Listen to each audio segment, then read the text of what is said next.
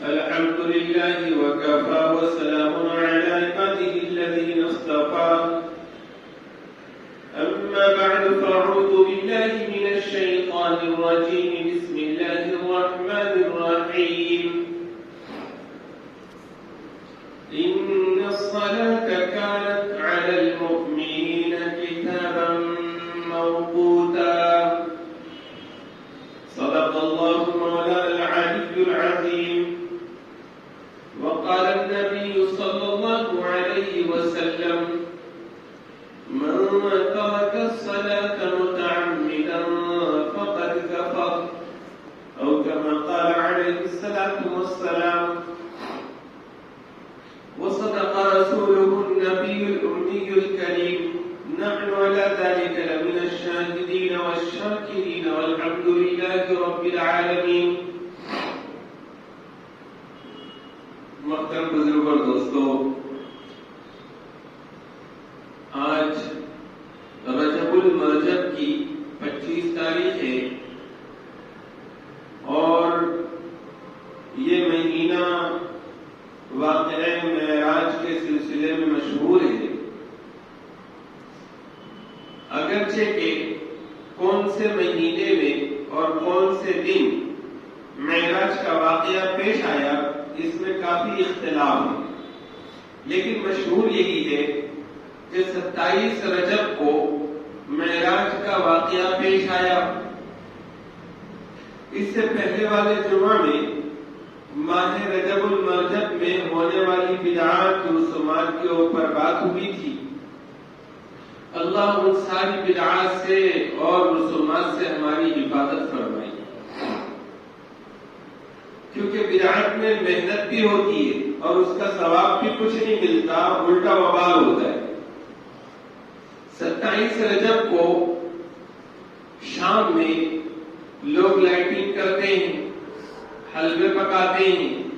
اسی طرح سے جوق اور جوق مسجدوں کی طرف رخ کرتے ہیں، جو ہر وقت ہونا چاہیے مسجدوں کی طرف رخ، اور رات رات بھر عبادتوں کا اہتمام کرتے ہیں. کچھ لوگ خصوصی نمازوں کا اہتمام کرتے ہیں، اور پھر دوسرے دن صبح میں لوگ روزے کا بھی خصوصی اہتمام کرتے ہیں اور کہتے ہیں کہ اس روزے کا ثواب 1000 روزوں کے برابر ملتا ہے.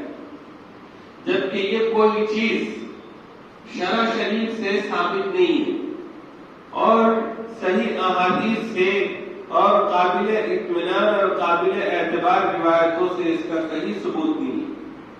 حضور صلی اللہ علیہ وسلم کے زمانے میں جو سی بھی رات ہو، اگر یہ 27 رجب کی رات مراد لی جائے تو 27 رجب کی رات ہی مراد لے لیجئے کہ اس رات میں حضور صلی اللہ علیہ وسلم کو ایسا عظیم الشان شرف عطا ہوا کہ اللہ تعالیٰ نے راتوں رات یہ سیر کروائی، معراج کروائی اور اپنا خصوصی حضوری کا درجہ عطا فرمایا، اور آپ صلی اللہ علیہ وسلم سے ہم کلام ہوئے اور حضور صلی اللہ علیہ وسلم کو اللہ تعالیٰ نے اپنے غیبی چیزوں کا مشاہدہ فرمایا اور نیکی کرنے والوں کے حالات بتائے، بدی کرنے والوں کے حالات بتائے، جنت دکھائی، دوزخ دکھائی، اور پھر کچھ تحفے اور عنایتوں کے ساتھ اللہ تعالیٰ نے واپس لوٹایا.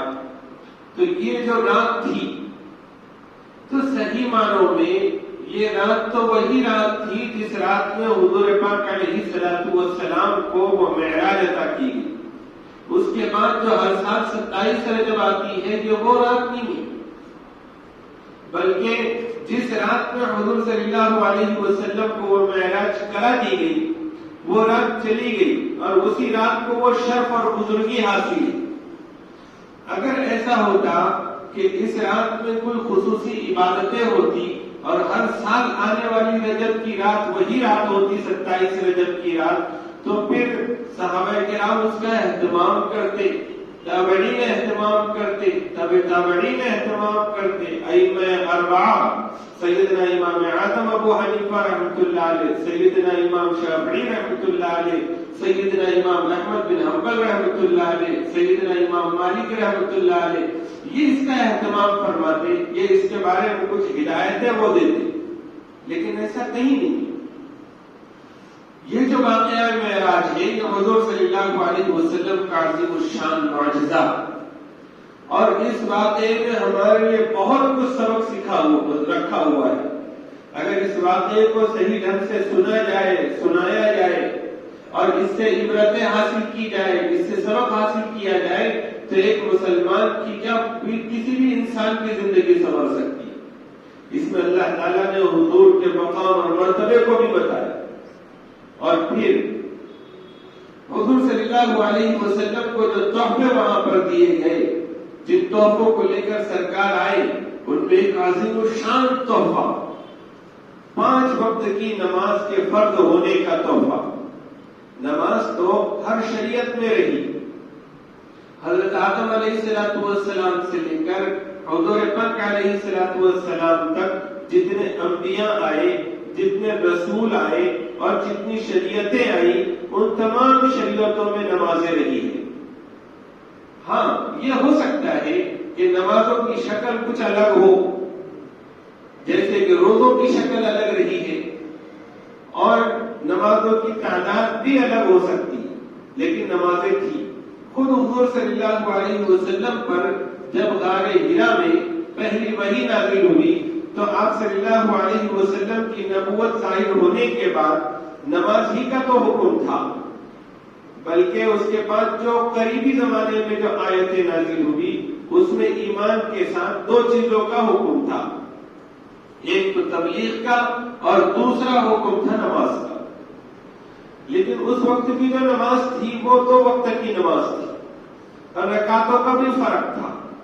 پھر جب نبوت ظاہر ہونے کے 11، 12 یا 13 سال کے بعد جب معراج کا واقعہ پیش آیا تو اس وقت میں پھر 5 وقت کی نماز فرض کر دی گئی، اور خود حضور صلی اللہ علیہ وسلم کو حضرت جبرائیل علیہ السلام کو بھیج کر اللہ تعالیٰ نے نمازوں کے ان اوقات میں جن اوقات میں ہم پڑھتے ہیں نماز پڑھ کر بتائی، اور حضور صلی اللہ علیہ وسلم نے جس طرح سے حضرت جبرائیل علیہ السلام کو دیکھ کر نماز سیکھی اور پھر اس کے حساب سے نماز پڑھی، تو حضور نے اعلان فرمایا صلو کما رأیتمونی اصلی، تم اب مجھ کو دیکھ کر ایسی نماز پڑھو جیسے میرے رب نے مجھے بتائی ہے اور میں نے پڑھی۔ پھر اسی نماز کو صحابہ نے تابعین کو دیا، تب تابعین کو وہ نماز ملی۔ ائمہ اربعہ نے اور 4 فقہا نے اس کے مسائل کو مرتب کیا، اور وہی نماز آج 4 ائمہ کی تقلید کرنے والے جو نماز پڑھتے ہیں وہ وہی نمازیں جو حضور نے پڑھی۔ یہ جو 5 وقت کی نماز ہے یہ اللہ تعالیٰ کی طرف سے فرض کی ہوئی نماز ہے۔ ایسا سمجھیے کہ حضور صلی اللہ علیہ وسلم کی معراج تو یہ تھی، اور ان کا معجزہ کے ساتھ ساتھ ان کی شان بتانے کے لیے اللہ تعالیٰ نے جو معراج کروائی کہ زمین سے اٹھایا اور اپنے عرش پر بلایا اور اپنا دیدار عطا کیا، اپنے سے شرف کلامی عطا فرمائی، تو مومن کو اللہ تعالیٰ نے 5 وقت ایسے عطا فرمائے کہ جس میں مومن اپنے مولا سے راز و نیاز کی باتیں کرتا ہے۔ نماز کیا ہے؟ نماز دنیا سے اور اپنی ساری چیزوں سے کچ کر صرف اللہ رب العزت کے حضور آ کر کھڑے ہو جانے کا نام ہے، اور اس میں پھر اللہ تعالیٰ سے راز و نیاز کرنے کا نام ہے۔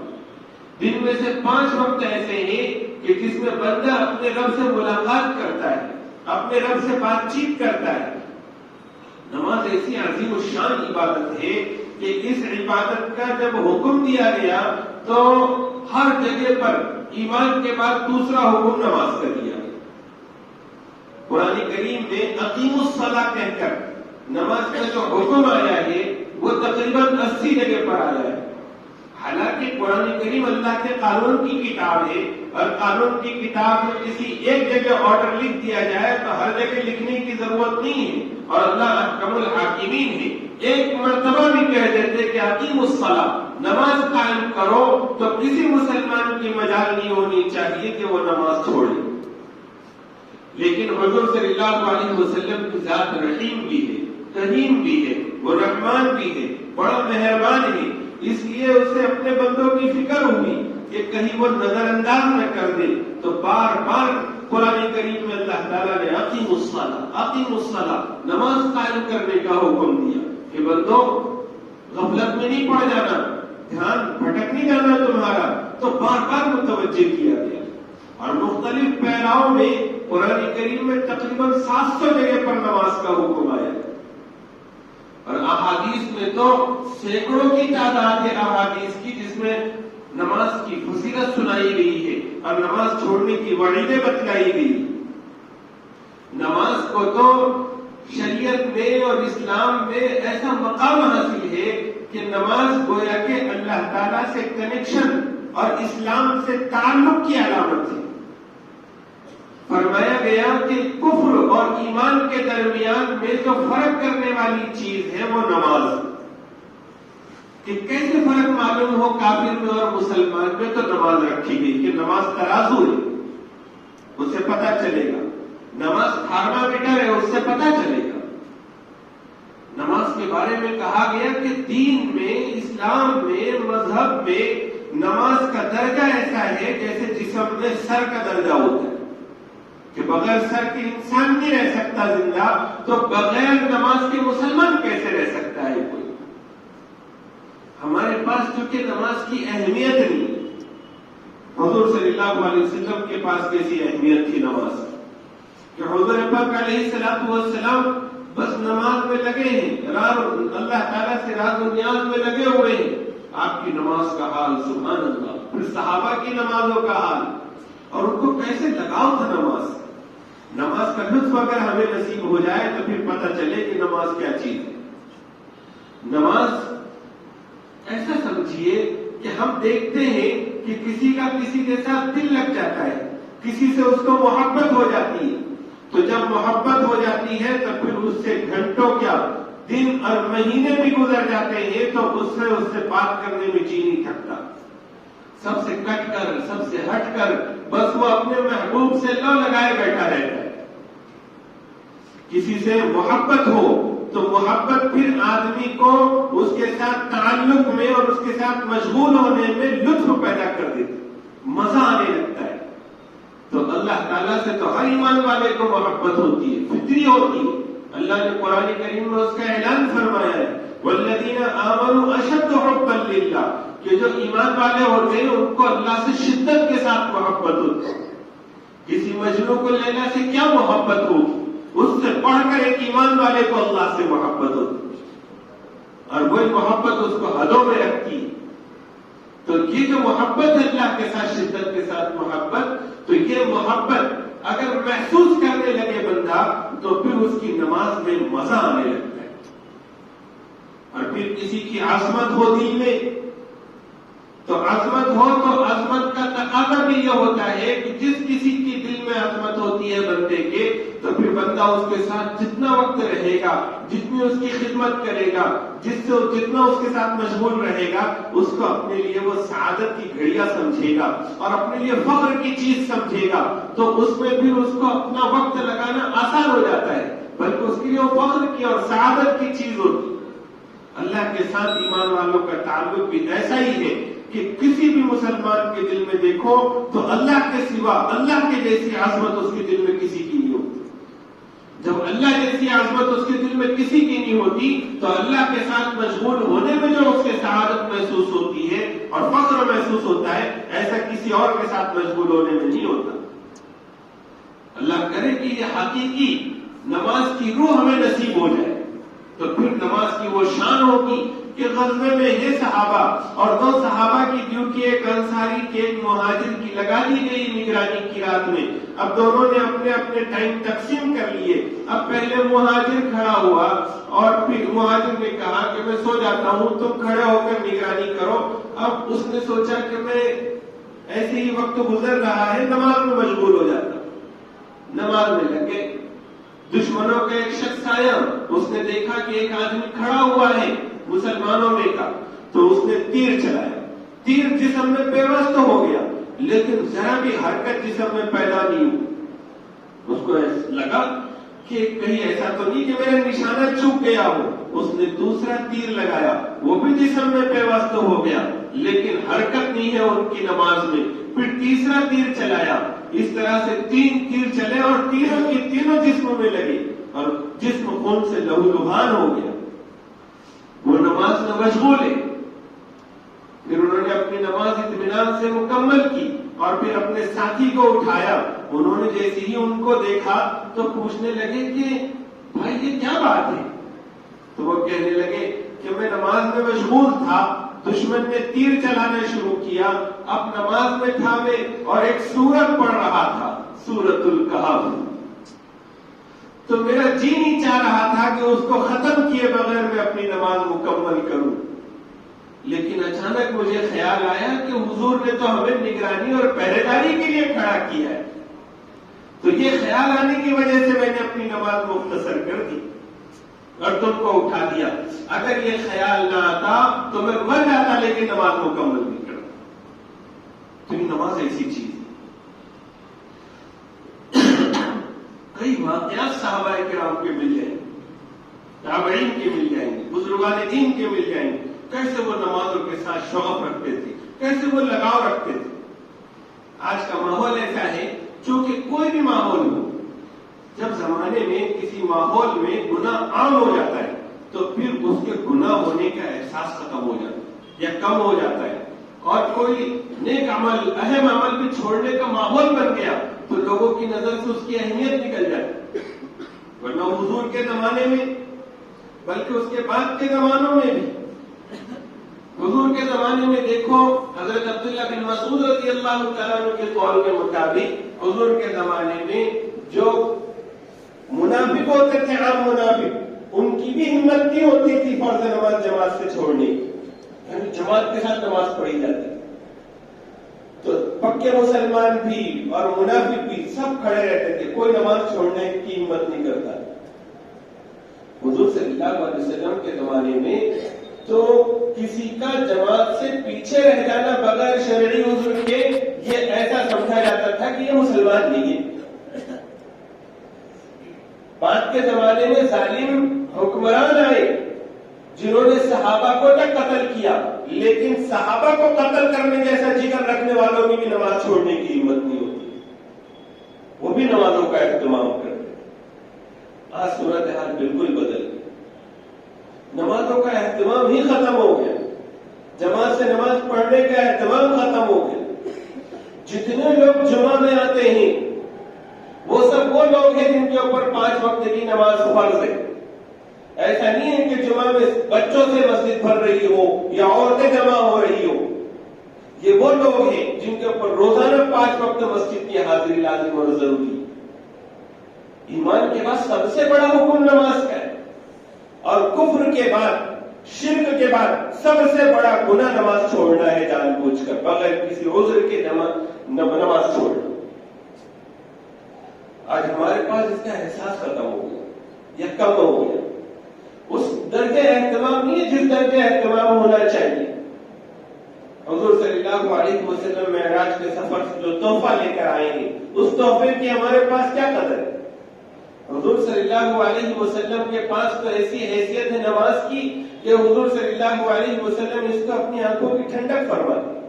حضرت علی سے فرمایا کہ نماز پڑھو اور میری آنکھوں کو ٹھنڈک پہنچاؤ. ہم حضور سے عشق کا دعویٰ کرتے ہیں, بلکہ 27 رجب کی شب جو آئے گی تو اس شب میں اگر کوئی کہے کہ صاحب دیکھو اس رات میں کوئی خصوصی عبادت کا اہتمام نہیں ہے, صحابہ نے بھی نہیں کیا, تابعین نے بھی نہیں کیا, تو مت کرو. تو آنے والے الزام لگاتے ان کو حضور سے محبت نہیں ہے, حضور کو معراج کروائی گئی اس رات میں, تو ان کو محبت ہوتی تو ہم کو جمع ہونے سے نہیں روکتے. لیکن اللہ کے بندوں, صحابہ نے کیسی محبت کر کے دکھلائی, تابعین نے کیسے محبت کر کے دکھلائی. ہم تو جو تحفہ وہاں سے ملا ہے اس تحفے کی اتنی ناقدری کریں. ہم حضور کے عشق کے دعوے دار ہیں, لیکن جس چیز سے ہمارے نبی کو, ہمارے آقا کو آنکھوں کی ٹھنڈک محسوس ہوتی ہے وہ کام کرنے کو ہم تیار ہیں. حضور صلی اللہ علیہ وسلم وقت اخیر ہے، دنیا سے رخصت ہونے والے ہیں. حضور صلی اللہ علیہ وسلم پر غشی طاری ہو رہی، سر میں بھاری درد ہے، کبھی بے ہوش ہو جاتے ہیں، پھر افاقہ ہوتا ہے. ایسے وقت میں حضور کو کوئی اہم چیز یاد آتی تو لوگوں کو بلاتے بتاتے. حضرت علی رضی اللہ تعالیٰ عنہ کو حضور صلی اللہ علیہ وسلم نے یاد فرمایا، اور پھر آپ رضی اللہ تعالیٰ عنہ سے کوئی ایک چیز منگوائی، اور پھر اس کے بعد آپ نے کچھ کہنا شروع کیا. حضرت علی رضی اللہ تعالیٰ عنہ نے بہت توجہ کے ساتھ سنا تو حضور صلی اللہ علیہ وسلم فرما رہے ہیں الصلاۃ الصلاۃ او ما ملکت ایمانکم، نماز، نماز کا دھیان رکھنا، اپنے ماتحتوں کا دھیان رکھنا. کتنا بھی نالائق باپ ہو، کتنا ہی نالائق باپ ہو یا کتنا ہی نالائق بیٹا ہو، جب باپ مرتا ہے اور آخری اس کی کوئی خواہش ہوتی ہے، آخری اس کی کوئی تمنا ہوتی ہے، آخری کوئی اس کی وصیت ہوتی ہے، کتنا بھی نالائق بیٹا ہو اس کو ہمیشہ وہ چیز کچو کے دیتی ہے کہ نہیں، میرے باپ کی آخری تمنا یہی تھی. میرے اور آپ کے آقا صلی اللہ علیہ وسلم کی آخری وصیت امت کے نام اگر ہے تو وہ ہے نماز. نماز، اور وہ ہے اپنے ماتحتوں کے بارے میں اللہ سے ڈرتے رہنا، کیونکہ آنے والے زمانے میں حضور کو بھی پتا تھا یہ دو چیزوں میں لوگ غفلت برتیں گے. اللہ کے حقوق میں سب سے بڑا حق نماز کا ہے، اس میں لوگ غفلت برتیں گے، اور حقوق اللہ میں اور حقوق العباد میں، بندوں کے حق میں جو کمزور ہیں، ماتحت ہیں، ان کے حق مارے جائیں گے، اور وہ زیادہ اہم ہے کہ وہ نہ مارے جائیں. تو حضور صلی اللہ علیہ وسلم کا آخری وقت میں اپنی امت کے سلسلے میں دو باتوں کی اہمیت. ذرا سوچیں، روزہ ہے، روزے کے بارے میں احکامات ایسے ہیں کہ 5 صورتوں میں روزہ چھوڑ دینے کی اجازت مل جاتی. زکات ہے تو سب پر لازم نہیں ہے، روزہ بھی سب پر لازم نہیں ہے. اسی طرح سے حج بھی، حج ایسی عبادت ہے کہ جس میں مالی استطاعت بھی ہو اور صحت بھی صحیح سلامت ہو. صحت صحیح سلامت ہے تو روزہ رکھیے، ورنہ روزہ چھوڑ دینے کی اجازت ہے، فدیہ دے دے. اسی طرح سے زکات ہے، مالی استطاعت نہیں ہے تو زکات نہیں ہے. اس وجہ سے بہت سے لوگ بغیر روزے کے رہتے ہیں کیونکہ وہ شرعی معذور ہے. بہت سے لوگ بغیر زکات کے رہتے ہیں کیونکہ ان کے اوپر زکات فرض نہیں ہے. بہت سارے مسلمان بڑی تعداد میں ایسے جن پہ حج فرض نہیں. لیکن نماز تو اللہ تعالیٰ نے ہر مسلمان مرد، عاقل، بالغ مرد عورت پر فرض کیا. بیمار ہے تو بھی نماز پڑھنی ہے، صحت مند ہے تو بھی نماز پڑھنی. یہ ضرور ہے کہ یہ نماز جیسا فریضہ یہ بہت اہم ہونے کی وجہ سے، اسلام کی نظر میں بہت زیادہ اہم ہونے کی وجہ سے یہ کبھی نہ چھوٹے. اس کے لیے حکم میں تخفیف کی گئی ہے اور آسانیاں پیدا کی گئی ہے کہ صاحب غسل کی حالت ہے کسی مرد کو اور عورت کو، ناپاکی کی حالت ہے اور بیمار ہے جس کی وجہ سے پانی کا استعمال نہیں کر سکتے، یا پھر ایسی جگہ پر ہے کہ 1 میل کے فاصلے تک بھی پانی کا کوئی نظم نہیں ہے، تو آپ شریعت نے کہا کہ غسل نہ بھی کرے تو چلے گا، تیمم کر. لیکن نماز نہیں چھوڑنا. وضو کے لیے نہیں ایسا انتظام پانی کا، یا صحت ایسی خراب ہے کہ پانی نہیں استعمال کر سکتے تو تیمم کرو، تیمم کی اجازت. سفر میں ہے، مشقت والی حالت ہے تو فرمایا گیا کہ جو 4 رکعت فرض نماز اس کو 2 کر دو، باقی نماز کو بھی مختصر کر کے پڑھ لو. سنت نفل بھی چھوڑ سکتے ہو. بیمار ہے، کھڑے رہنا فرض ہے نماز میں، لیکن اب کھڑے نہیں رہا جا رہا ہے، کوئی مسئلہ ہے، بیٹھ کر پڑھو، لیکن نماز نہیں چھوڑ سکتے. بیٹھ بھی نہیں سکتے تو لیٹے لیٹے پڑھو، اشارے سے پڑھو نماز، لیکن نماز معاف نہیں.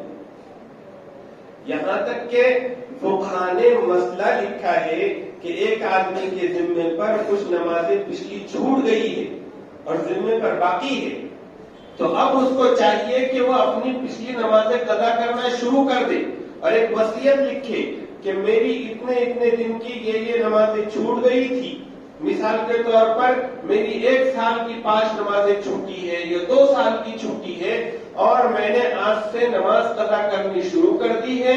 روز میں ہر فرض نماز کے ساتھ 2 دن کی نماز پڑھ رہا ہوں. اب میں اس طرح سے نماز پڑھتا رہوں گا. اگر میرا انتقال ہو جائے تو میرے ذمے پر جتنی نمازیں باقی ہے میرے وارثوں کو چاہیے کہ میرے مال میں سے اس کا فدیہ دے. یہ واجب ہے. اگر یہ واجب پر عمل نہیں کیا تو پھر آدمی کے پاس اللہ تعالیٰ نماز چھوڑنے والوں میں شمار ہوگا. اور نماز چھوڑنے والوں کی کیا کچھ وعید ہے. حضور نے فرمایا سب سے پہلا حساب نماز کا ہوگا اور جس کی نماز صحیح نکلے گی سارے اعمال صحیح نکلیں گے اور نماز خراب نکلی تو سارے اعمال خراب نکلیں گے. بلکہ ایک حدیث میں بتایا گیا کہ سب سے پہلے نماز کا حساب ہوگا اور جس کی نماز صحیح نکلے گی اس کے سارے اعمال کو صحیح اللہ کر دیں گے اور نماز خراب نکلی تو سارے اعمال مشکل کر دیں گے.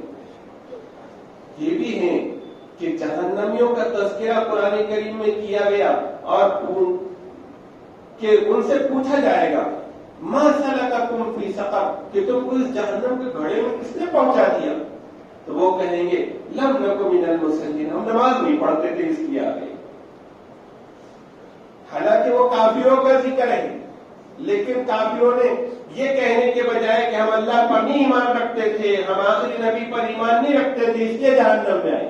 لیکن وہ جواب میں کیا کہیں گے ہم نماز نہیں پڑھتے. ایمان کی خوبصورت سی شکل نماز, عملی شکل نماز.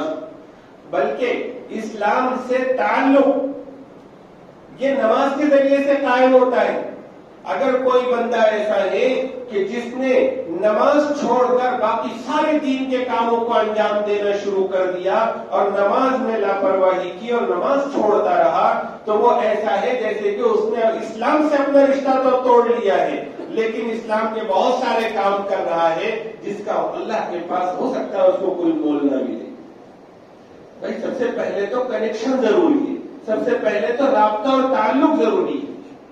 آج جو ضرورت ہے تو کہا جاتا ہے کہ اتنی ساری مار پڑ رہی ہے حکومتوں کی طرف سے, دشمنان اسلام کی سازشیں ہیں اور اس کے علاوہ آسمان اپنے غضب ڈھا رہا ہے اور زمینیں ہل رہی ہیں اور زلزلے آ رہے ہیں اور لوگ دھسائے جا رہے ہیں, علاقے کے علاقے سونے ہوتے جا رہے ہیں, ہر طرف سے اللہ کی پکڑ کی شکلیں ہیں. ایسے وقت میں ضرورت اس بات کی ہے کہ مسلمانوں کا اللہ سے تعلق مضبوط ہو اور مسلمانوں کا آپس میں اتحاد مضبوط ہو. اور جانتے ہیں یہ دونوں چیزیں اسی وقت کامیاب ہو سکتی ہے دونوں کوششیں جبکہ امت نماز پر کھڑی ہو جائے اور جماعت کے ساتھ نماز پر کھڑی ہو جائے. جب تک نماز نہیں آئے گی اس وقت تک اللہ سے تعلق قائم نہیں ہو سکتا.